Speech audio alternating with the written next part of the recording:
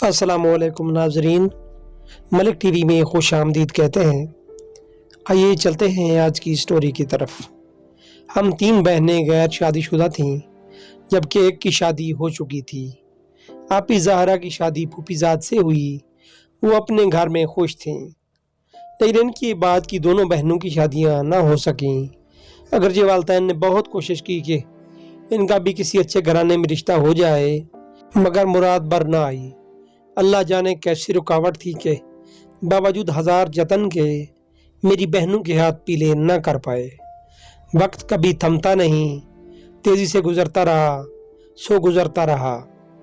आप ही ने भी कुछ रिश्ते तलाश करके बतलाए, किसी में कुछ खराबी निकल आई तो किसी रिश्ते को किसी खास वजह से रद्द करना पड़ा।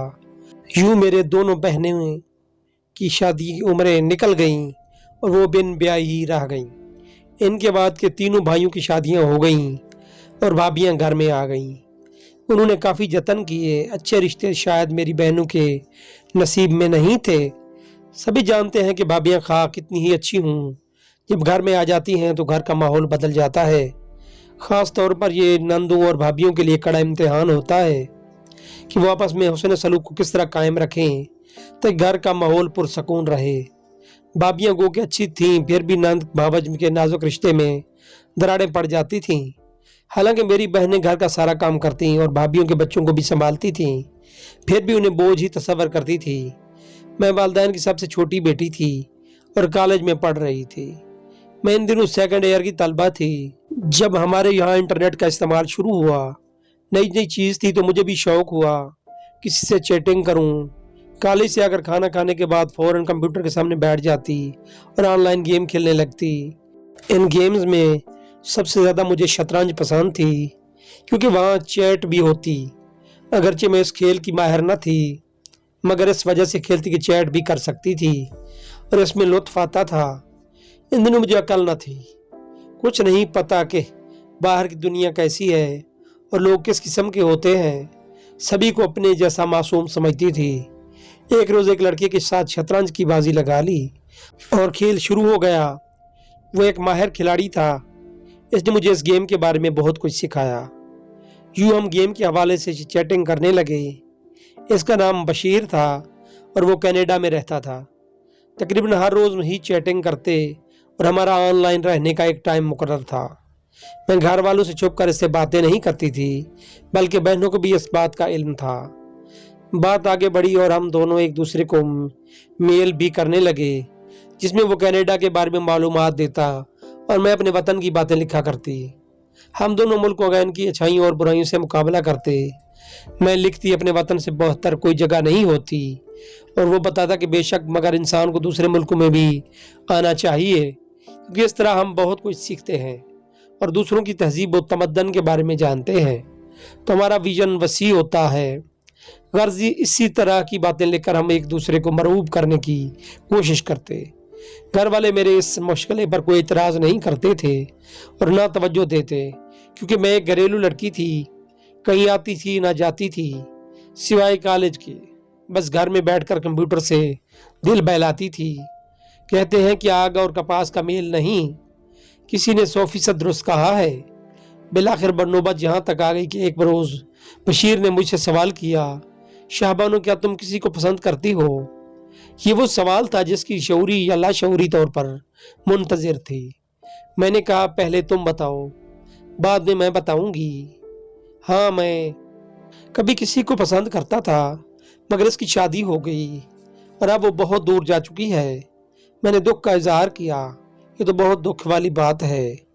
काश कि तुम्हारी खुशियाँ तुम्हें मिल जाएं।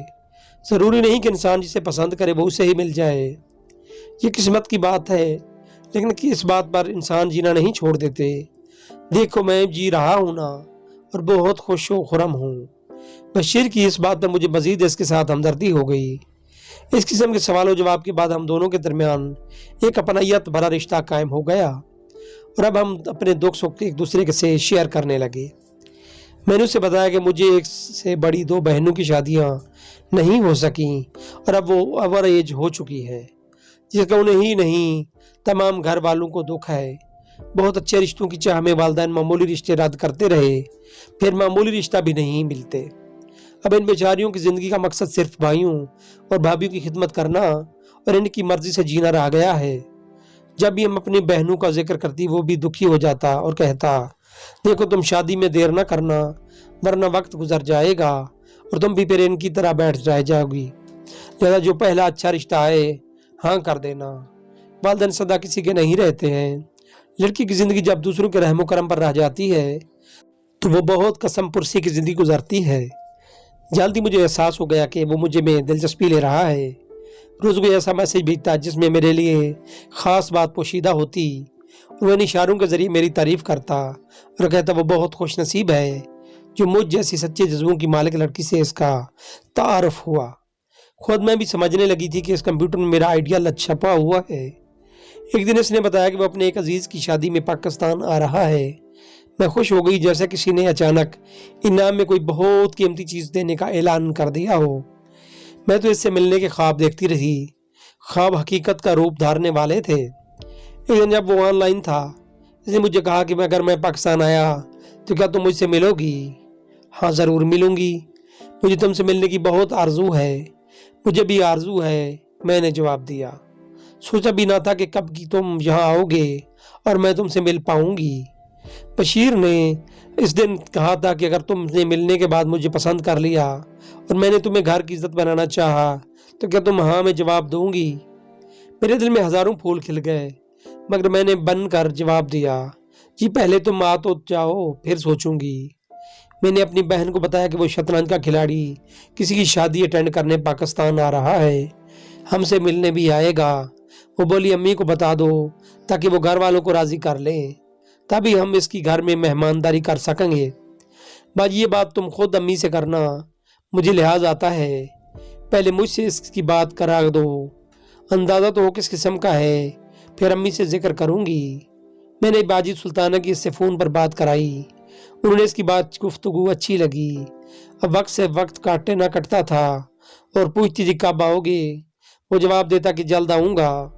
مہینوں یوں ہی گزر گئے اور وہ پاکستان نہ آیا۔ مجھے یقین ہو گیا کہ وہ مجھے بے وقوف بنا رہا ہے۔ میں نے اپنا خدشہ ظاہر کیا۔ وہ بولا ہرگز ایسی بات نہیں ہے، دراصل میں بہت مصروف ہوں تبھی شادی میں نہیں آ سکا، ہم پھر کب اور کہیں سے ملیں گے۔ میرے منہ سے بے اختیار نکل گیا۔ وہ بولا اپنی تصویر بھیجوں گی، میں اپنے والدین کو دکھا کر کہتا ہوں کہ تمہارے والدین سے مانگ لیں، اس طرح ہم کبھی بچھڑیں گے نہیں اور مل جائیں گے۔ یہ بات سن کر خوشی اور حیرت میں ڈوب گئی۔ وہ مجھے پرپوز کر رہا تھا اور یہ میں نے سوچا تک نہ تھا کہ اپنے والدین کو دکھانے کے لیے وہ میری تصویر مانگ لے گا۔ میں نے اپنی تصویر اسے بھیج دی۔ تصویر دیکھ کر فوراً میل کی کہ اپنی امی سے بات کراؤ۔ اس نے اس سے کافی دیر باتیں کی۔ اس نے کہا کہ میں نے شابانوں کی تصویر دیکھی ہے اور گھر والوں کو بھی دکھا دی ہے، انہوں نے آپ کی بیٹی کو پسند کر لیا ہے، آپ بے فکر ہو جائیں گے، میرے والدین جلد رشتے کے لیے آپ سے بات کریں گے۔ کافی دن گزر گئے لیکن اس کے والدین کا نہ فون آیا اور نہ رشتے کے لیے کوئی بات آئی۔ ادھر امی انتظار میں تھیں، کہتی تھیں کہ بات چھیڑ کر پھر بھول گئے، اپنے گھر والوں کی تصویر مانگی تو گول کر گیا، نہ جانے کیسا لڑکا ہے، خود ہی شادی کے لیے پرپوز کیا اور خود ہی گریز کر رہا ہے، مجھے تو دھوکے باز لگتا ہے۔ میں کہتی ہوں کہ دھوکا کرنا ہوتا تو مجھے بے وقوف بناتا رہتا، آپ سے بات کیوں کرتا۔ اس نے اپنی تصویر تو بھیجی ہے، باجی نے میل کی ہے اپنے گھر والوں کی تصویر بھیجو۔ اس نے جواب دیا گھر میں کچھ پریشانیاں ہیں، ذرا مہلت دو وہ خود آپ کے گھر آ جائیں گے۔ جب ایسے ہی سال گزر گیا تو باجی سلطانہ نے کہا یہ شخص صحیح نہیں لگتا، اس کا خیال چھوڑ دو اور اس سے رابطہ ختم کر دو۔ مگر مجھے یقین تھا کہ ضرور کچھ پریشانیاں ہوں گی۔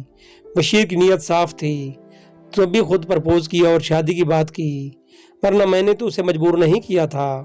اتفاق سے میری دوستی ایک لڑکی سے ہو گئی جس کا نام ادیبہ تھا، وہ ہماری کلاس میں نہیں آئی تھی۔ باتوں میں نے ایک دن ذکر کیا کہ امتحان کے بعد اس کی شادی اپنے کزن سے ہونے والی ہے جو کینیڈا میں رہتا ہے۔ نام پوچھا تو وہ گول کر گئی، نہ جانے یہ مجھے اپنے منگیتر کا نام کیوں نہیں بتا رہی تھی۔ میں سوچتی رہ گئی۔ بشیر نے دراصل اسے بتایا ہوا تھا کہ شابانو نامی ایک لڑکی میرے پیچھے پڑی ہوئی ہے، وہ 3rd ایئر میں پڑھتی ہے، تبھی ادیبہ نے مجھ سے دوستی کی تھی۔ اسے غالباً شک ہوا کہ کہیں وہ لڑکی میں تو نہیں، لیکن میں نے اسے کبھی ذکر نہ کیا کہ میری کسی کے ساتھ چیٹنگ ہوتی ہے اور وہ کینیڈا میں رہتا ہے۔ बहरहाल अदीबा से मेरी दोस्ती बहुत अच्छे अंदाज में इस्तवार हो गई। 4th ईयर ख़त्म हुआ और हम इम्तिहान से फारग हो गए। अदीबा मेरे घर आई और मुझे अपनी शादी का कार्ड दिए गई, जिस पर इसके होने वाले शौहर का नाम दर्ज था। बशीर। मेरा दिल धक से रह गया। खुदा न करे ये वही हो। क्या झूठ था, क्या सच, मगर मैं अभी तक इस खौफ में जी रही थी कि बशीर एक दिन आएगा और मुझे मेरे वालिदैन से मांग कर ख्वाबों की दुनिया में ले जाएगा। हालांकि हालात वाज़ेह थे, फिर भी मैं हकीकत की तलखी का मुकाबला करना नहीं चाहती थी। आंखें बंद रखना चाहती थी कि धूप की तपश बर्दाश्त करने की मुझ में ताब न थी। इंसान भी क्या चीज़ है, सब कुछ जानते बूझते खुद फरेब के सहारे जीना चाहता है। बशीर बहुत बड़ा ड्रामेबाज निकला, जिसका अंदाज मुझे बहुत बाद में हुआ जब एक दिन अदीबा के घर मेरी मुलाकात एक लड़की से हुई, जिसे अदीबा ने अपनी होने वाली नंद बताया। इस लड़का का नाम माहम था। वो बोली कि मेरा भाई बशीर अदीबा को पसंद करता है और इनकी मंगनी हो चुकी है, तो मुझे अपने भाई की तस्वीर दिखाना चाहती थी। मगर मैंने मंगनी की तस्वीर नहीं देखी, इस खौफ से कि कहीं ये वही बशीर ना हो जिससे मैं कभी नहीं मिली थी। मगर 3 बरसों से उसे ख्वाबों में देखती थी कि वो मेरे घर आया, मेरा हाथ थाम कर अपने साथ ले जाने के लिए। इंतज़ार की अजियत सहते सहते मेरी सेहत ख़राब हो गई और फिर इसकी नकली मोहब्बत का मुअम्मा उतरा, जिसके इंतज़ार में मैं दिन रात घड़ियाँ गिना करती थी। अदीबा ने इसरार किया कि मेरी शादी पर ज़रूर आना। मैंने ख़ास तौर पर नए जोड़े सिलवाए ताकि अपने दोस्त की शादी में अच्छी लगूं। इसकी शादी वाले दिन जब तैयार होकर शादी हाल पहुंची तो वो अपनी दुल्हन के साथ स्टेज पर बैठा हुआ था। हाँ, ये वही बशीर था। मैंने इसे पहचान लिया, जबकि इसने अपने एक ही तस्वीर भेजी थी। अब इसका असली रूप सामने आ गया था, क्योंकि इसने मुझे दूर से देखते ही पहचान लिया था। जब मैं स्टेज के नज़दीक हुई तो इसे किसी और के दूल्हे के रूप में देखकर मेरा ऊपर का सांस ऊपर और नीचे का सांस नीचे रह गया। आंसू दिल की तह से निकले और आंखों में भर गए। उन्हें रोकना मुश्किल हो गया। अदीबा की बहन मेरे पास आई और बोली, आपको आने में काफ़ी देर हो गई, हम कब से इंतज़ार कर रहे थे। आइए मेरे साथ। वो मेरा हाथ पकड़कर ले गई और ख़ास मेहमानों के साथ ले जाकर बिठा दिया, जहाँ बशीर की वालदा और बहनें बैठी हुई थीं। वो आपस में बातें कर रही थीं। इनकी बातों से अंदाज़ा हुआ कि वो पहले भी आ चुकी है। 2 साल कबल बशीर की मंगनी अदीबा से करने आई थी और अब शादी पर वो दोबारा ये लोग आए थे। जब बशीर ने मुझसे कहा था कि वो पाकिस्तान किसी अजीज़ की शादी में आ रहा है, तो किसी और की शादी में नहीं बल्कि अपनी मंगनी की तकरीब में आया था। उफ, मैं भी किसके साथ ख्वाबों की डोरियों में उलझ चुकी थी, कैसे और कहाँ फंस गई। मेरी चारों तरफ पहले भी धुंध थी और अब भी धुंध है। दिल ने कहा, इसे बद्दुआ देख जिसने तुम्हें इतने दिन पागल बनाए रखा, मगर बद्दुआ भी ना दे सकी। आज पछताती हूँ उसे अपनी तस्वीर क्यों भेजी, जबकि वो मुझे अपना बेवकूफ़ बना रहा था। नाज़रीन, अगर हमारी वीडियो पसंद आई हो तो हमारे चैनल को सब्सक्राइब कर दीजिए।